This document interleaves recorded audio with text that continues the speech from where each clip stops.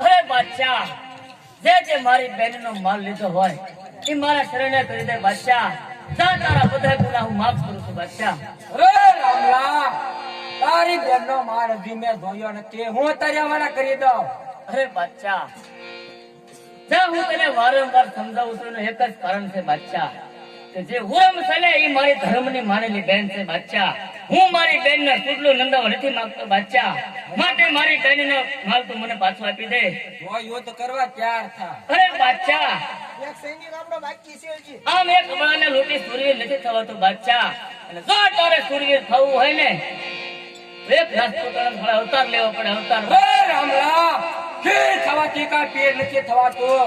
પેર થવું હોય ને તે બેગમના ખોલે અવતાર ધરે. હે બાદશાહ, સુરાનો બકવાસ તો બંધ કર બાદશાહ. સુરા કોને કહેવાય તો હજી કદાચ તને ખબર નથી પડતી કેમ કે સુરા તો કોને કહેવાય કે જે ગાય માતાના ધનને